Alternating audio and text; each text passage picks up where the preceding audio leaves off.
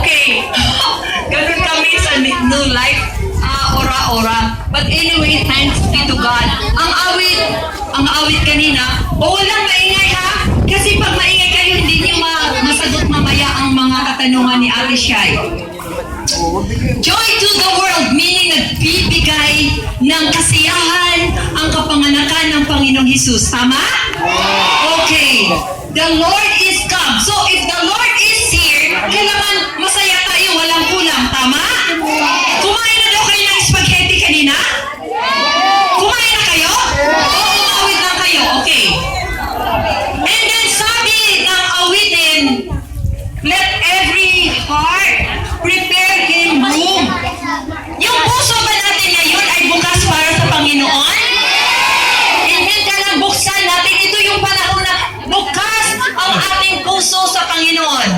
And heaven and nature sing. Pwede ba tumingin kayo lahat dito sa akin? 10 minuto lang ito. Hindi ko kayo painitan. Sabi na salita ng Panginoon, the sun will not harm you by day, nor the moon by night. So hindi kayo sasaktan ng init ng araw. Ngiti nga, babe. Ngiti nga. Okay, smile. Thank you so much. So kailangan ihanda na natin ang ating, ano ang ihahanda natin ngayong araw na ito?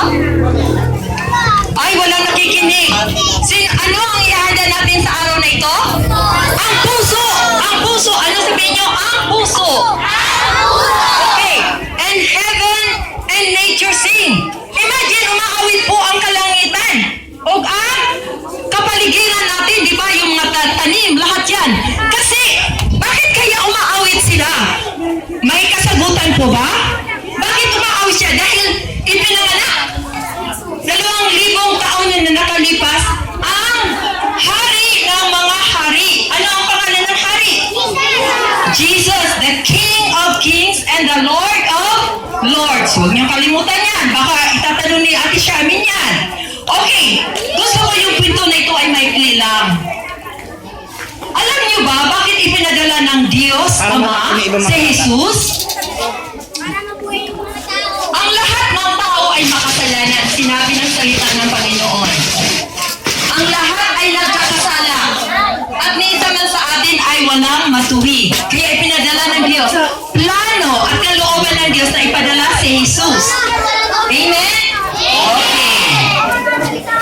Thank you very much. Okay. Thank you very much po. Okay na po. Hindi pa ako natatakot sa sikat ng araw. Okay. So, ang ginawa ng Diyos, ipinadala niya ang kanyang bugtong na anak na si Jesus Cristo. Okay, I'm off there. Ipinadala ng Diyos Ama ang kanyang bugtong na anak na si Jesus Cristo. Kaya ang sinasabi sa Juan 3:16, may nakakalam dyan? O baka may paakyatin mamaya dito para sabihin ang John 3:16. Gayon na lamang ang pag-ibig ng Diyos sa sanlibutan na ipinadala niya ang kanyang bugtong na anak. Na kung sino man ang pananampalataya sa kanya ay hindi mapapahamak, kundi magkaroon ng buhay na walang hanggan. So gayon na lamang ang pag-ibig ng Diyos sa sanlibutan. Sino ang sanlibutan dito? Tayo! Tama! Tayo! Okay, meron itong regalo. Miss Charmaine, hindi please come up. Bigyan mo na agad ng regalo para hindi masayang yung oras natin. What's your name?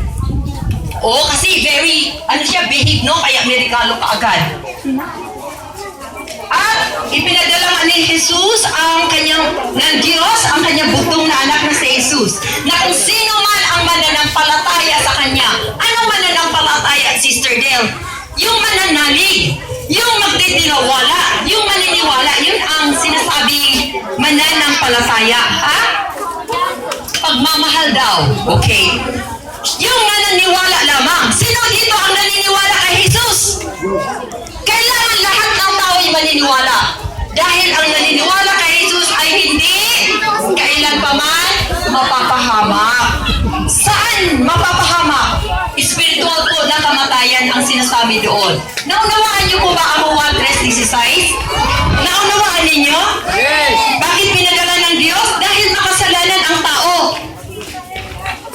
Meron akong picture dito paano nagsimula ang kasalanan ng tao. So ito po yung nagkasala po ang tao, nagkasala po siya, sila. Oo, nagkasala, nagsimula dito. Okay, nakikita ninyo mga bata? Oh, nakikita ninyo? Dito nagsimula? Oh, nakikita ninyo? Oh, mabuti na lang, kinalkal ko lahat yung mga tinuturo ko sa mga bata. O ang mga nanay, o makasalanan tayo. Tama? O kaya, nagpaplano ang Diyos, paano ko gagawin ito? So, gumamit siya ng tao. Sino ang ginamit niya? Si Joseph at saka si Mary. So, si Joseph at saka si Mary, wala nakasagot. Kaya, mamaya, pwede niyo sagutin ng tama. Ipinanganak nga si Jesus. Saan ipinanganak si Jesus? Saan? Sa Bethlehem. Sa Bethlehem po. Sa Bethlehem po. Bakit sa Bethlehem? Dahil noong araw ay may census. Pero si Joseph ay taga saan si Joseph? Nazareth. Bakit napunta si Jesus? Bakit na ipanganak siya sa Bethlehem? Kasi nagkaroon ng census. Ang emperador noong araw ay si Emperor Augustus. Kasi ang Israel noong araw na kung saan nandun ang Bethlehem sa land of Judea, yung Judea ay probinsya na kung saan sinakop niya ang Bethlehem, ay nangyayari doon po, ito po ay being ruled, pinamamahalaan ng isang emperador or emperor, I should say. Emperor Augustus ng Roman Empire. That was before. So, ang nangyayari, kailangan i-census. Ano yung census? Halimbawa, ikaw ililista tayong lahat. Kaya kailangan pumunta sila sa Bethlehem. So, ipinanganak si Jesus, oh little town of Bethlehem. Di ba? Oh little town of Bethlehem. Kaya sa Bethlehem siya ipinanganak. Oh, pero isa siyang Nazarene. Doon siya kasi lumaki. Nang lumaki na siya ay dinedicate doon sa Jerusalem, templo ng Jerusalem na ginawa ni King Herod. King Herod the Great. Pinakamagandang templo yun kasi si King Herod mahilig magpaganda ng templo. Ay yung mga lalaki na maingay dyan, huwag niyo pong irespeto niyo. Sandali lamang ito. Matatapos na po yung kwento. At pagkatapos nito, magtatanong na tayo ng 10 questions kasi nagdala kami ng mga regalo para sa inyo, okay? So, pagkatapos noon, lumaki sa kailangan, meron na naman itong Haring Herod, si King Herod ay napakasama na hari. Kaya ang ginawa ng anghel, dinala si Joseph at si Mary, sabi dalhin yung bata doon sa Egypt. Kaya nakarating si Jesus, maliit pa siya sa Egypt, baby pa siya. Pero bumalik ulit namatay na si King Herod. Ngayon, anong ginawa ni Jesus? At 12 years old, sinong 12 years old dito? 12 years old. Asa nga man ng mga Ito na, nagsimula na si Jesus to share or pagbahagi ng salita ng Diyos. Ano ang binahagi niya? Ay, pinaalam niya na mahal tayo ng Diyos. Okay. Kayo ba lahat ay kumikilala kay Jesus? O sabi na ninyo kanina, kumikilala kayo. Tinanggap niyo na ba si Jesus na Panginoon at tagapagligtas? Alam niyo ba na si Jesus lamang ang hari ng mga hari? At He is the Son of the Most High. Sino si Jesus? Ay, hindi nagsasabi dito. The Son of the Most High. Sino si Jesus? And He is the King of Kings. Sino si Jesus? And He is your Savior. He is Christ the Lord. Who is He? Sabihin niyo, He is my Savior. And my Lord. Yun ang dapat. Hindi lamang siya, anak ng Diyos, sa kataas-taasang Diyos, kundi siya ay ating tagapagligtas at Panginoon. Kaya ngayon lahat, bago namin kayo tatanungin, pwede ba tayo manalangin? Okay, manalangin tayo. Ano ang gagawin kung mananalangin? Bakit kailangan manalangin tayo, Sister Gail? Bakit manalangin tayo? Kailangan manalangin tayo. Bakit ba? Parati araw-araw kami nanalangin. Ano bang klaseng panalangin ito? Ito ang pinakamahalagang panalangin na inyong ipapanalangin sa araw na ito. Bakit? Sabi ng Gawa 4 or 4:12, Acts 4:12. Nakapaunawa kayo ng English, kaya mag-English ako, Tagalog in English. Sabi ng Gawa 4:12, dahil wala na ibang pangalan na ibinigay sa silong ng langit na makapangyarihan sa lahat, kundi ang pangalan ni Jesus. Kaya sabihin niyo, Jesus! Okay. So, handa na ba tayo? May awitin si Sherman. Uloy yuko. Uloy yuko. Matay tikin. Bago manalangin. Actually, hindi yan yun ang tono. Miss Sherman, give the right pitch. Okay, ganito yung kanta. Simple lang siya. Ang kanta niya, uloy, tungo. So, pag sinabi uloy, tungo, tutungo lahat tayo. Amen. O, tungo lahat. Tapos sunod, matay, pikit. Pipikit tayo. Ay, may hindi pa nakapikit. May hindi pa nakatungo. Oh, yan. Very good. Yan. Uloy, tungo, matay, pikit, bago manalangin. Isipin siya'y nakikinig sa ating dalangin. Ayan, pre-pray na tayo. Amen. Panginoon, kayo ay Diyos na makapangyarihan sa lahat at sa araw na ito, Panginoon, narinig po namin na Ikaw lamang, O Diyos, dakilang Ama, ang may plano at kalooban na ang lahat sa amin ay maliligtas. Kaya sa araw na ito, O Diyos, amin pong tatanggapin si Jesus na iyong Panginoon at tagapagligtas. Inahanda niyo po ang isipan at puso ng bawat isa. Kaya Panginoon, nagpasalamat po kami, O Diyos, na amin pong sasambitin sa aming mga labi ang mga katagang ito. Sundin niyo po ako, mga bata. Lahat po na nakikinig, sundin niyo po ako. Panginoong Jesus, alam ko po na mahal mo ako. At sa araw na ito, Jesus,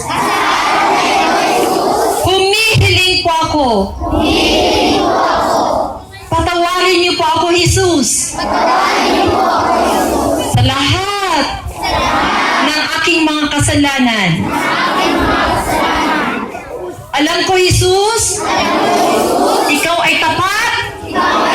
Ikaw ay matuwid. Papatatawarin niyo po ako sa lahat ng aking mga kasalanan. At itutuwid mo ako sa lahat ng aking mga kalikuan. Alam ko rin, Jesus, Ikaw ay namatay. Tumigis ang iyong banal na dugo upang hugasan ako sa lahat ng aking mga kasalanan. Nabuhay ka namang muli upang bigyan ako ng buhay na walang hanggan. Alam ko, Jesus, sinabi mo sa banal na aklat, Ikaw ang daan. Ikaw ang katotohanan. At Ikaw ang buhay. Ako ay nananalig sa inyo. Ako ay nanampalataya sa inyo. Susundin ko, Jesus, ang lahat na ipapagawa mo sa akin. Simula ngayon, Jesus, ang banal na Espiritu, ang siyang manguna, ang siyang magturo, ang siyang magsasabi sa lahat ng aking gagawin. Magiging pagpapala ako sa aking mga magulang, sa aking mga teachers, sa aking mga kaibigan, at sa lahat na aking makakasalumuha sa lugar na ito at kung saan na ako pupunta. Lalago po ako sa aking pananalig, sa aking pagmamahal, sa aking paglilingkod sa inyo. Ito ang aking salmo't dalangin sa makapangyarihan at matamis na pangalan ni Jesus. Amen. Gusto niyo bang umawit ako?